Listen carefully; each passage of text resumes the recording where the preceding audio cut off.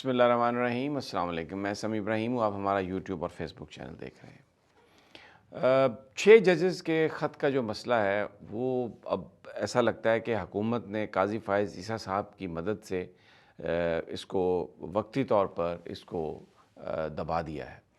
और जो इन्फॉर्मेशन आ रही है उसके मुताबिक काजी फ़ाइज़ ईसा साहब चीफ़ जस्टिस ऑफ पाकिस्तान जिस दिन ख़त लिखा गया उसी दिन से जो 6 जजेज़ हैं उनके साथ वो राब्ते में थे और ज़राए ये बता रहे हैं कि उसी रात को अफ्तारी पर chief justice Aamir Farooq Islamabad high court के और ये जो 6 जजेज़ हैं जिन्होंने ख़त लिखा, काजी फ़ाइज़ ईसा साहब से इनकी मुलाकात हुई और तकरीबन 2.5 घंटे तक इनकी डेलिब्रेशन हुई।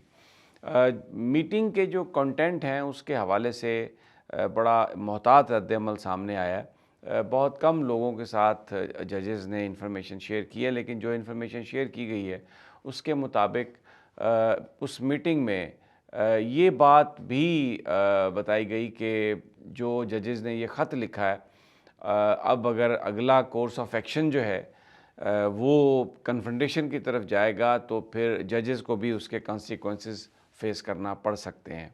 दूसरे लफ्ज़ों में जजेस जो थे वो ये चाह रहे थे कि इसका सुओ मोटो नोटिस लिया जाए।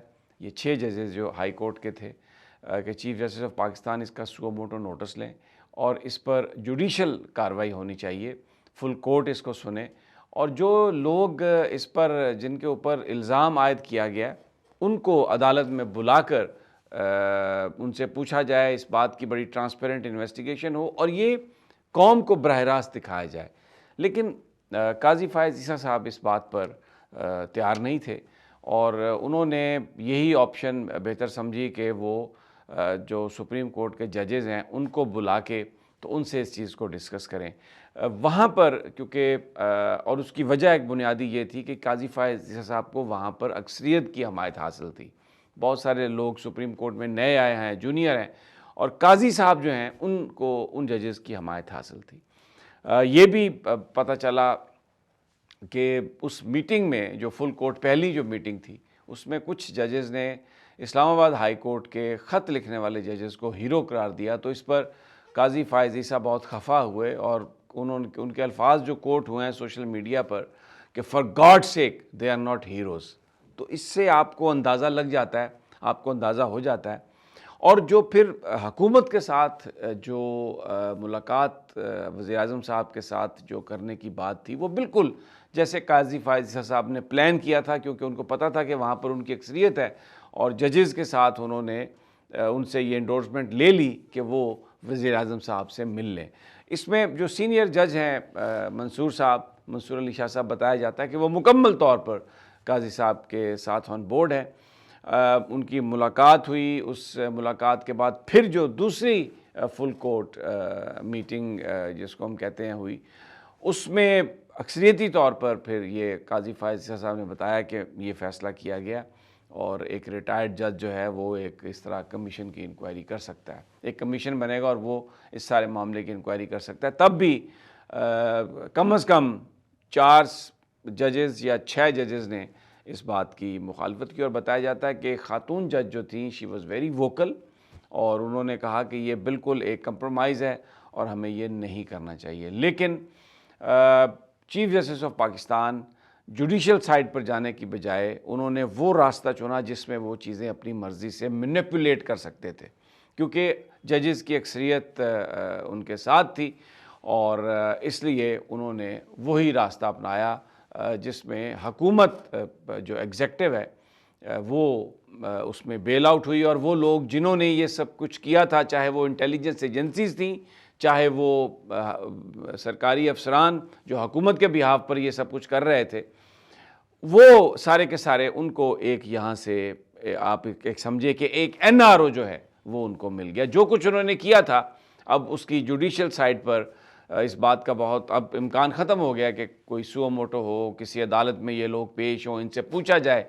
अब तो वो जो अभी कल उसके टर्म्स ऑफ रेफरेंस आ जाएंगे कमीशन के, जो हुकूमत नोटिफिकेशन करेगी और एक रिटायर्ड जज जो है जो ज़ाहिर है हुकूमत के अंडर है, जो ज़ाहिर है बाकी जो इदारे हैं उनके उनसे भी मरूब है, होगा डेफिनेटली, तो वो क्या एक सर्विंग जजेस के जो फियर्स हैं या जो उन्होंने वाक़यात बयान किए हैं, उनकी क्या तहकीकात करेगा? कोई तहकीकात नहीं कर सकता। और बिल्कुल मतीउल्लाह जान ने जो ट्वीट किया वो दुरुस्त ट्वीट था कि इन 6 जजेस को एक बस के आगे फेंक दिया गया है, और उस बस को जो है वो एक रिटायर्ड जो है जज वो चला रहा है। अब इसने बड़े सवाल खड़े कर दिए, क्या ये मामला ख़त्म हो गया? क्या अब ये जो कमीशन, इससे माजी में जो भी कमीशन बने, चाहे वो मिसिंग पर्सन कमीशन था, हमूदुर्रहमान कमीशन था, धांधली कमीशन था, जो भी था, किसी के कोई नतायज ऐसे नहीं आए जिससे कौम मुतमईन हो सकती हुई हो। तो अब एक बड़ा सवाल ये है कि क्या ये जो 6 जजेज़ हैं ये फिर इस कमीशन के सामने पेश होंगे, और इसके टीओआर में तो ये भी होगा कि वो इन्वेस्टिगेट करें। या वो एक रिटायर्ड जज जो है वो एक सर्विंग जज से पूछेगा, तहकीक करेगा कि मुझे सबूत दो। तो ये एक बड़ी एम्बैरसिंग सिचुएशन है फॉर सर्विंग जजेस। तो इस बात का बड़ा इम्कान है कि शायद वो जजेस जो हैं वो इस इंक्वायरी कमीशन के सामने पेश ना हो। जो वकील कम्युनिटी है वो डिवाइडेड है। प्रोफेशनल ग्रुप जो है हामिद खान साहब का, उनको बलूचिस्तान हाई कोर्ट में भी, बलूचिस्तान बार काउंसिल में भी अक्सरियत हासिल है, लाहौर हाई कोर्ट बार में भी वो जीते हुए हैं। तो वो इस चीज़ से खुश नहीं है, लेकिन बहुत डिपेंड करता है हामिद खान साहब पर, क्योंकि हामिद खान साहब के भी जो ताल्लुकात हैं वो काजी फ़ाइज़ ईसा साहब से बहुत ज़्यादा हैं। और इमरान खान साहब ये कह चुके हैं, बार बार कहते हैं कि आप काजी फ़ाइज़ ईसा साहब से कहें कि वो हमारे किसी केस को ना सुने, लेकिन हामिद खान साहब ये कहने के लिए तैयार नज़र नहीं आते। तो इस वक्त जो लॉयर्स कम्युनिटी है, जिस पर बहुत ज़्यादा तकिया था तहरीक इंसाफ को, जिनको टिकट्स भी दिए गए थे, वो अपना रोल उस तरह प्ले नहीं कर रही। और ऐसा लग रहा है कि इंटेलिजेंस एजेंसीज़ और हुकूमत, निगरान हुकूमत, और फिर ये शहबाज शरीफ की पिछली हुकूमत और मौजूदा हुकूमत, they are basically getting away with everything. और जो इन 6 जजेज़ ने जिन मसाइल की निशानदेही की है वो वैसे ही मौजूद हैं, वो हमें नज़र आते हैं। सुप्रीम कोर्ट ने ज़मानत ली मुल्ज़मान की, उनको फिर डीसी ने एमपीओ के तहत पकड़ लिया। तो यही जो इल्ज़ाम था इन 6 जजेस का कि कोर्सिव मेजर्स यूज़ करके, दबाव डाल के, ये एजेंसियाँ और एग्जेक्टिव ये वो काम कर रहे हैं मिल के जो जुडिशरी है इसको इन्होंने दबा दिया। इंडिपेंडेंस ऑफ जुडिशरी पाकिस्तान में कंप्रोमाइज़ हो चुकी है। That was the letter. और उनकी तरफ से जो जजेस की जो ख्वाहिश थी कि इसको चीफ जस्टिस साहब सुओ मोटो नोटिस लेकर इस पर अमल दरामद करें, इसको चलाएं इस केस को, और कौम को दिखाएं इसकी सारी कार्रवाई, वो काजी फ़ाइज़ ईसा साहब जो हैं उन्होंने बिल्कुल इस बात से मना कर दिया। और उन्होंने एक तरह से बेल आउट कर दिया हुकूमत को और इंटेलिजेंस एजेंसीज़ को। असद अली तूर जो हैं वो ये इल्ज़ाम लगाते रहे कि कंप्रोमाइज़ हो गए चीफ जस्टिस साहब, उनको इसलिए पकड़ा भी गया था। लेकिन वो आज भी अपने जो उनके जो ट्वीट्स हैं या वीलॉग्स हैं, इसमें वो यही क्लेम कर रहे हैं कि काजी फ़ाइज़ ईसा साहब जो हैं उन्होंने कंप्रोमाइज़ कर लिया, और वो जो गुफ्तगू करते थे वो सिर्फ गुफ्तगू थी। अब वो ख़ुद जो कुछ भी इस वक्त इंजीनियरिंग पॉलिटिकल हो रही है उसमें वो सहूलत कारी कर रहे हैं। ये असद अली तूर साहब बार बार इस बात को कहते हैं। तो जनाब ये इस वक्त सूरत हाल है। बड़ा अब ये डिपेंड करता है कि इमरान खान साहब, उनकी जमात क्या करती है इसमें। कोई जलसे होते हैं, जुलूस होते हैं। 6 अप्रैल को एक बड़ा जलसा इस्लामाबाद करने की इजाज़त उन्हें मिल गई है, वो हो पाएगा कि नहीं हो पाएगा। ईद के बाद क्या इसकी स्ट्रेटजी बनाएंगे, लेकिन जिस मामले को हाईलाइट किया था 6 जजेस ने वो उसी तरह खड़ा है। और अब एक और फियर है कि अगर इन जजेस के लेटर लिखना और ये सब कुछ जो करना था, अगर ये बेसूद गया और ये कोई इसका फ़ायदा नहीं हुआ, बल्कि उल्टा उन जजेस के ख़िलाफ़ हुकूमत ने इंक्वायरी शुरू कर दी और चीफ जस्टिस ऑन बोर्ड हैं, तो ये मामला मज़ीद संगीन होगा। इसका मतलब है कि वो जो ब्यूरोक्रेटिक जो इंटरवेंशन थी या उन एजेंसियों की जो इंटरवेंशन थी वो बढ़ेगी।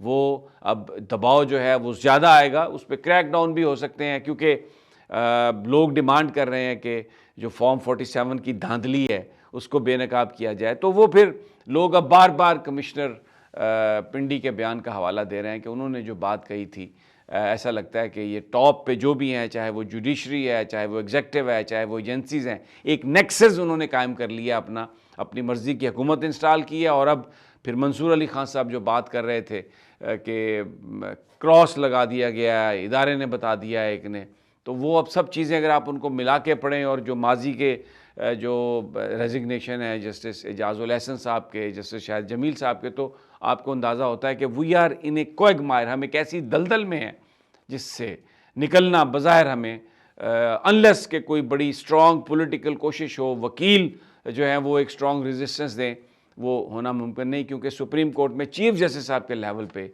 एक तरह से एनआरओ दे दिया गया और कंप्रोमाइज़ कर लिया गया। इजाज़त दीजिए अगली वीडियो तक, अल्लाह ने के बाद।